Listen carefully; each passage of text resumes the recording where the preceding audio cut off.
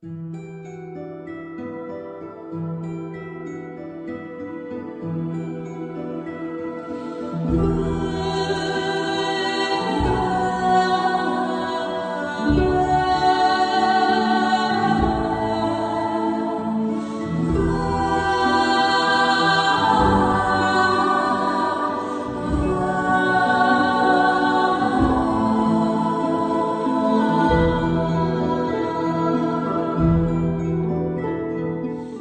arrive at the shore across from the tower, but the guy whose rowboat we normally use says that it's been commandeered by the Templars. Wonder what's up. You're not looking to get across to the tower, are you? Because I have strict orders not to let anyone pass. Mages have been trying to get out of that tower for forever, and now this mage isn't being allowed inside. Yes? Oh, a Grey Warden seal. Aha! So you're claiming to be one of those. You know, I have some documents too. They say I'm the Queen of Antiva. What do you think of that? Don't question royalty. Anyway, it was nice chatting with you. Now, on your way, right now, go.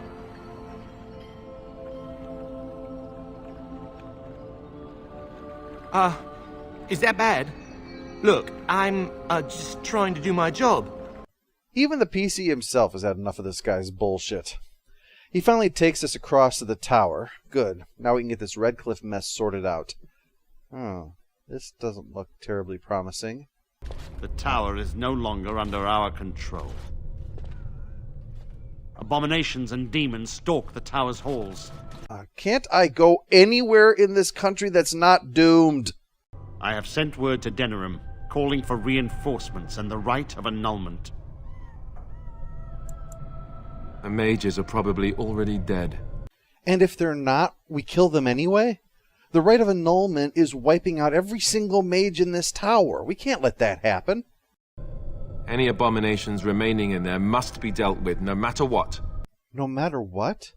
We can't risk a mage being possessed by a demon, so we'll just kill them all?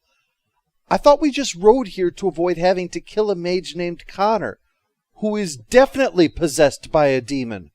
But, well, if it's no matter what, Alistair, then fine. We'll ride right back to Redcliffe. I'll hold the kid down while you put a sword through his head. Does that sound like a plan? No? Then shut up, you Templar asshat, or I'll slap the bastard out of you. I make it clear to Gregor that we are not going to let him slaughter all the mages out of fear that some might be abominations. But he insists he's going to do this anyway unless the first enchanter himself says it's safe. He lets us through, and things seem fine at first. I mean, the place looks like a frat party gone horribly wrong, but there are no demons or abominations about. Not until...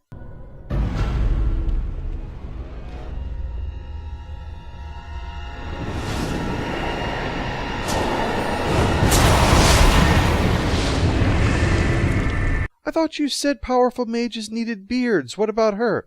She does, you just can't tell because she's wearing that robe. Oh! I'd actually met Wynne in Ostagar. More on that in a little bit. We quickly agree to join forces and look for the first enchanter, though first she'll need to take down her barrier. Rather impressive that she's kept it up for this long. It made me very weary at times, but I had to stay strong to keep us safe. Be prepared for anything. I do not know what manner of beasts lurk beyond this barrier. Speaking of which, why are you shedding breadcrumbs? Is that a sign of menopause no one ever mentioned? On the way, Wynne explains what happened. After Ostagar, Wynne needed to recover, but Aldred, another mage, was well enough to return immediately. He was at that meeting with the king to discuss the battle. He was the guy who looks kind of like Nosferatu. And he was convincing the circle to join with Loghain when Wynne got back. She told the first enchanter what really happened, and so he called a meeting of the senior mages. Then, all hell broke loose. Literally, I guess you could say. All this presents an interesting point in retrospect because at the meeting, Aldred told the king that the tower was unnecessary, that the mages could get word to Loghain's forces through magic rather than trying to rely on the tower. But the Reverend Mother from the Chantry bitch-slapped him over that suggestion. Now, at the time, it seemed like it was just another instance of the Mage Chantry enmity, and it was. But if she hadn't intervened, then Aldred probably would have simply not alerted Loghain to charge. Because think about that. Loghain says, I never got the message to attack, that's why I didn't. And Aldred could say, well, I did try to do it. The Darkspawn's magic must have interfered with my own, and that's why the signal didn't get through. And the whole thing would have been dismissed as a great unavoidable tragedy. But because we went with the tower instead, Loghain had to simply disregard the fact that the beacon was lit and then try to spin doctor that fact later on, so that a lot of people knew he deliberately left and he's trying to cover up for it. Otherwise, he would have gotten away with it completely, and the only thing that stopped him was the Reverend Mother getting in the way. Yeah, the villain was thwarted by the Dragon Age equivalent of the Westboro Baptist Church. We fight our way through demons and abominations till we find a most unexpected survivor. Please refrain from going into the stockroom. It is a mess, and I've not been able to get it into a state fit to be seen. A tranquil surviving a demonic siege? I mean, that's like a fallen perfume bottle surviving Black Friday. He mentions another mage, Niall, who came for a special litany to fight this. But that protects from mind domination. Is blood magic at work here? Well, the place is full of demons. If this was blackjack, I'd double down on blood magic. Sure enough, we find some, and despite my best efforts to make them all explode, one survives the fight. Not sure what to do. We've never taken a prisoner before, have we? How do we handle this? We better huddle up and discuss this. We decide to question her. I think I read in a book once that's what you're supposed to do with a prisoner. She explains that Aldred had said that Loghain would free the circle from the Chantry's control if they supported him. The blood magic was just to ensure that they had the power to resist if things got violent. I should probably execute her for what's happened here, but she did provide important exposition, so I'll let her face the nightmare that she's unleashed and let that decide her fate. Besides, given some of the crazy people I've signed into our party, she might wind up becoming a companion later on. I don't want to burn that bridge if I don't have to. Meanwhile, something seems familiar about this situation. Are the demons gone? Is it safe? I don't want to die. Another guy who survived the madness by climbing into a locker. Who are you? Godwin, Mage of the Circle of Ferelden. Weren't you the one who said Irving ran this place like Hitler? Well, you're on your own, Godwin. We've got messes to sort out, or else the Templars are going to come in here and slaughter you anyway. We carve our way through more of these things, but then we run into problems Gregor probably never imagined. His Templars have been bewitched by the demons and are actually fighting us now, so we have to wipe them out. Particularly tricky is the Desire Demon, who takes on a more feminine appearance. And by feminine, I of course mean big old titties. Technically, she has nipple covers that prevent them from being, full-on topless scenes. Though ironically, there will be some later that we will wish to God had been covered. Anyway, I'll try to cut around this as best I can for those of you watching at work. Unless, the scene is vital, or it looks really hot. Anyway, some don't attack right away. This one seems locked in her blissful vision of a happy family life, which wouldn't be so bad if it didn't mean he was going to waste away sustaining her. All I ask is that you leave us alone. This might seem odd to bring up right now, but Sten's a Qunari, and the Qunari have horns. This wasn't retconned in Dragon Age 2. They were supposed to have always had horns, but they said Sten couldn't have them because there was some graphical issue. But I'm not sure why, since the Desire Demon obviously has big-ass horns to go with her big-ass ass. So, what was the reason then? Was it that they were sticking through his helmet or something? Anyway, this ends predictably with us having to kill the demon and the Templar, so we hack our way through the stairs to the next level, where we discover Niall finally, and another demon. One about as far from Desire as you could possibly get. Oh, look, visitors. I'd entertain you, but too much effort involved. Another sloth demon. Not the same one we saw at the beginning, because this one is much more powerful. Powerful enough that it can overwhelm even us with a desire to sleep. Frankly, with 30 videos releasing in a 4-week period, I'm starting to nod off myself here a bit. Thus we enter the Fade, a 2-hour side quest. And in retrospect, that's obvious. The Circle Tower is the one place where you can't have any real side quests. Oh, there are things you can stumble across, like the summoning altars in the library, but it's not like anyone is going to send you into the basement for rat tails, or that you deviate from the essential job of finding the first enchanter. Well, if I don't hurry, the Templars will slaughter all the mages, but on the other hand, this guy's offering me a silver to look for a book he lost, and I need that money. So instead they create one massive side quest, the Fade Domain of the Sloth Demon. Well, technically this isn't a side quest since it's mandatory. You can't pass the Sloth Demon without falling asleep first. But it is so different from what you're doing in here that it might as well be a side quest. This section of the game is unique. It sucks to play, but is amazing to replay, if you follow me. The first, because the place is a maze containing 4 dungeons, none of which you can complete because obstacles block your path unless you use your powers, which you acquire from the other dungeons. And some of them have doors that lead you back the way you came already without rhyme or reason. It gets frustrating. And if you don't know the tricks that are going on, you might feel this desire to give up. I don't know how to go forward here because I've explored every possible path in here. You don't realize that, okay, I've got to start going around to pick up all the pieces of how to sort this puzzle out.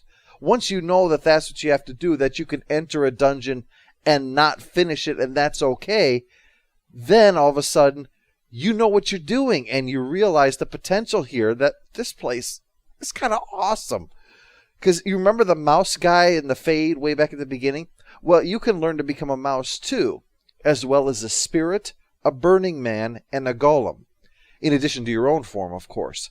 So suddenly, you have this variety of forms with their own powers and strengths that you can pull out for whatever you have to deal with. Now, they are intended to deal with the obstacles that you're running in, so you can finish all those dungeons. But you can use it on enemies too. It is so cool that it's disappointing to go back to the regular game with your one form once you've completed it. The narrative of this section is that the 4 of us have been placed in a specific island of the Fade to experience some kind of personal fiction playing out. In Tim's case, it's that the Grey Wardens are fine, including Duncan, that Ostagar was a crowning victory instead of the horrifying defeat that it actually was. And I can see the appeal of that. It'd mean not having to run errands in every doomed city in Ferelden. But clearly this is not reality, and when questioned on it, the Grey Wardens attack.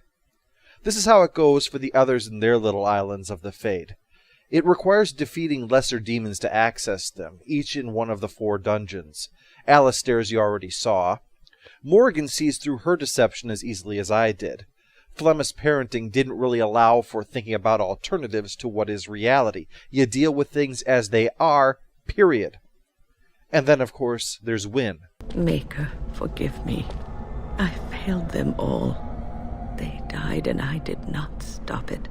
You were never one to stay in the tower when there was adventure to be had elsewhere. Why stay when I can be of service elsewhere? The first encounter with Wynne shows her to be a different kind of mage. She seems much more comfortable here in Ostagar than the mages in the tower are where they are. And I don't mean in the midst of the whole, disaster thing. She has a sense that out here is where she belongs. While she won't go so far as to run off, as Irving says, she'll leave for adventure whenever possible. In these regards, she is the Jolie Bindo of Dragon Age, the elder member of the Order who marches to the beat of a different drummer. Jolie was always up for sharing a story with a lesson in it, but Wynne is a bit more direct, often taking time to lecture Tim on things without any prompting. If you live apart from others, and your actions affect only you, then you may do as you wish. But if you have power, influence, and strength, your every action will be as a drop of water in a clear, still pond. She means well, but Wynne's problem is that she's a busybody. I've noticed your blossoming relationship, and I wanted to ask you where you thought it was going. She is a cunning woman, a Maleficar. She will use you for her own ends. What are you, my mom? Mind your own business. You are a Grey Warden. You have responsibilities which supersede your personal desires.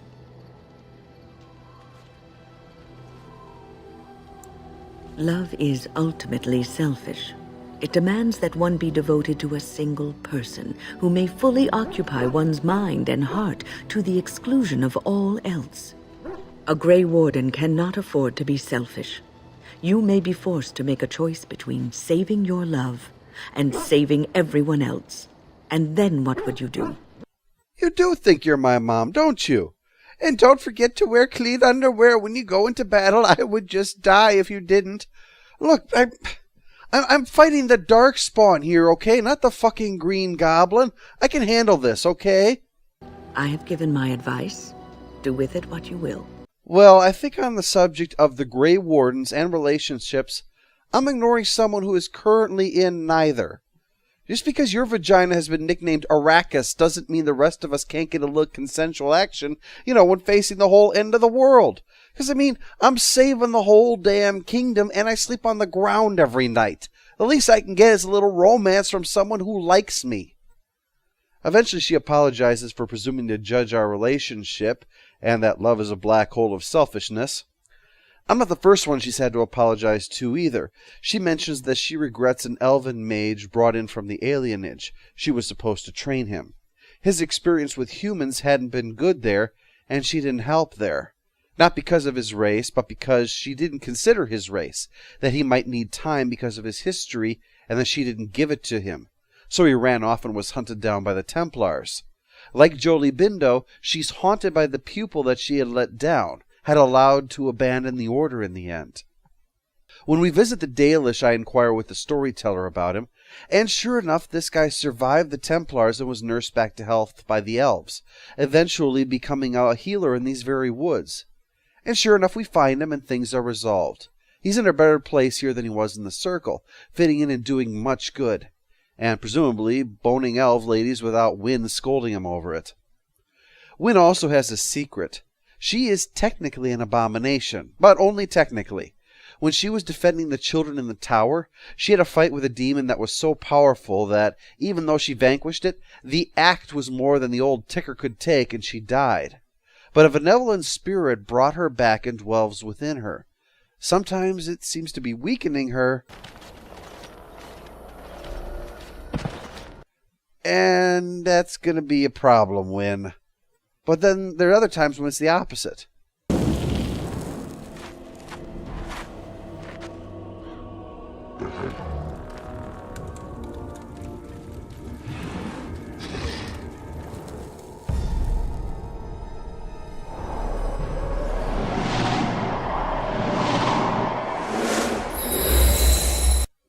This whole thing concerns Wynne, naturally, but as pointed out, what truly makes one an abomination is the malevolence of the being and the annihilation of the mage, neither of which applies here. What's happened has given her some borrowed time, some time to help save the world, and while she may at times be a nag, ultimately, that's just because she cares so deeply about others. Whatever happens now, to either of us, know that I am proud, infinitely proud, to have called you friend. Inside the Fade, I also find Niall, but he's too far gone to be able to return even if the Sloth Demon is defeated. His body is wasted away, and he's convinced there's no way out. Well, I'm not going to let a little thing like something being completely impossible stop me from trying, so I'm going to take on the Sloth Demon, and by freeing the others, we're all ready to do it together. I made you happy and safe. I gave you peace. I did my best for you, and you say you want to leave? Can't you think about someone other than yourself? I'm hurt. Gee, when you put it that way, eat shit and die. The demon's tough, but no match for 4 pissed-off heroes, not to mention all my newfound forms. I am really going to miss these when I wake up. At last we defeat him and are free to return to the waking world, but not Niall, poor dope. My only regret is that I could not save the Circle. But you can. Take the litany off my body when you return. It is important. I'm not a hero. No argument here. Good luck with whatever you got going on in here, Niall. We have to go save the tower. Well, after that run-in, the rest of the demons are little more than speed bumps on our way through the place. That's when we run into Cullen, one of the Templars. Enough visions! If anything in you is human, kill me now and stop this game! Are you trying hard, or do you just really need to take a dump after being stuck in there for so long? I finally get him to grasp that I'm not a hallucination and let him know what the plan is. Kill Aldred and save the first Enchanter. Are you really saving anyone by taking this risk? To ensure this horror is ended, To guarantee that no abominations or blood mages live, you must kill everyone up there. For a religious order, you Templars are fucking obsessed with murdering innocent people, aren't you, Bubble Boy? Upstairs, we discover the mages are being tortured until they agree to become abominations, though thankfully the first enchanter and some of the rest aren't turned yet. Time to take this asshole down. Wait. Let's not be hasty. I'm trying to have a civilized conversation here. All right, let's hear this. A mage is but the larval form of something greater. Okay, heard enough. Time for you to die. Bah, I have demonic dragons in my nightmares. You're not scary, Aldred, just kind of sad. Thanks to the litany, he can't seize control of the other mages to force them to transform, denying him reinforcements and ensuring that when I whoop his ass, the first enchanter is fine. The Circle owes both of you a debt we will never be able to repay. I'm thinking a statue of me is the least you could do. We return, and although Cullen is throwing a conniption that some of the mages are actually still alive, Gregor sees reason and accepts the first enchanter's assurance that the crisis has passed. And Irving, it is good to have you back. I'm sure we'll be at each other's throats again in no time. Nothing like a little demonic invasion to bring people together.